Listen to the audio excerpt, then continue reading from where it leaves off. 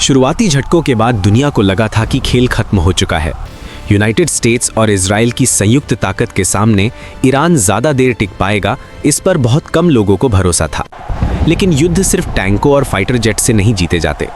युद्ध धैर्य, रणनीति और समय से भी लड़े जाते हैं। नेतृत्व की मौत या नई शुरुआत। जब अली खामेनी और शीर्ष कमांडरों की मौत की खबरें आईं तो पश्चिमी मीडिया ने इसे निर्णायक मोड़ बताया।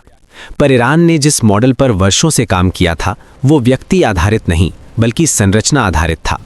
Islamic revolutionary guard corps IRGC की विकेंद्रीकृत कमांड ने दिखाया कि शीर्ष चेहरा हटने से सिस्टम खत्म नहीं होता, बल्कि कई बार वो और अप्रत्याशित हो जाता है। ऑपरेशन एपिक फ्यूरी, ताकत का प्रदर्शन।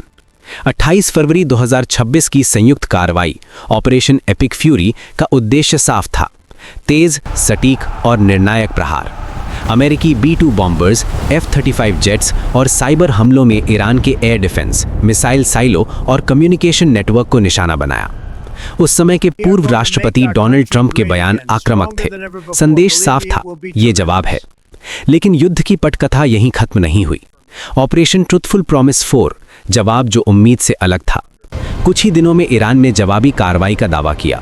ऑपरेशन ट्रुथफुल प्रॉमिस 4, सैकड़ों बैलिस्टिक मिसाइलें और ड्रोन एक साथ दागे गए। इसे सैन्य भाषा में सैचुरेशन अटैक कहा जाता है, यानी इतना अधिक हमला कि रक्षा तंत्र पर दबाव पड़ जाए। तेल अवीव में धुएं की तस्वीरें सामने आईं। आयरन डोम को दुनिया अजेय मानती थी, लेकिन हर सिस्टम की एक सीमा होती है। यही वो क्षण था जब पहली बार विश्लेषकों ने कहा, ये आसान नहीं होगा। अमेरिकी वर्चस्व पर सवाल। कुवैत इराक सीमा के पास अमेरिकी F-15 स्ट्राइक ईगल के गिरने की खबरों ने माहौल और बदल दिया। अमेरिका ने तकनीकी गड़बड़ी बताई, ईरान ने इसे अपनी सफलता कहा।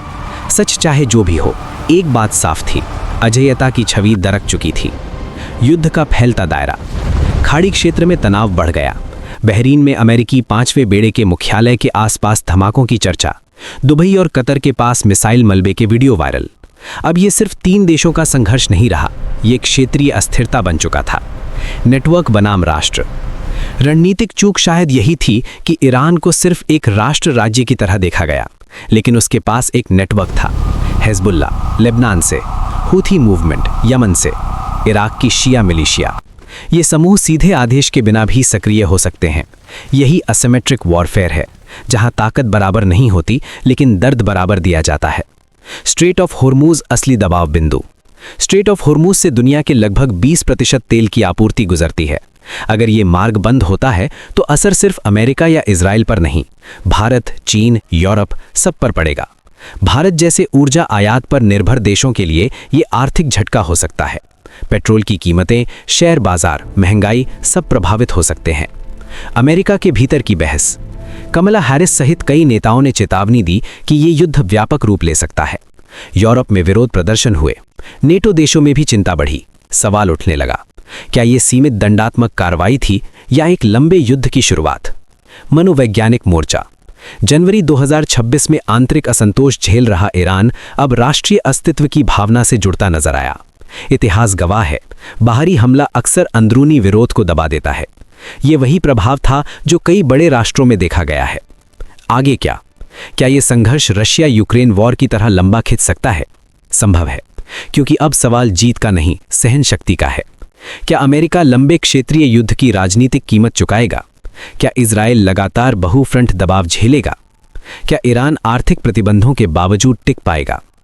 असली सवाल, क्या ईरान ने खेल पलट दिया है या ये सिर्फ एक अस्थायी संतुलन है? संसाधनों में बढ़त अब भी अमेरिका और इजराइल के पास है, लेकिन रणनीतिक अप्रत्याशितता और क्षेत्रीय नेटवर्क ईरान की ताकत बन चुके हैं। युद्ध का अंतिम परिणाम शायद सैन्य मैदान पर नहीं, बल्कि कूटनीति, अर्थव्यवस्था और जनमत में तय होगा। और जब ये संघर्ष थमेगा, दुनिया वैसी नहीं होगी जैसी पहले थी।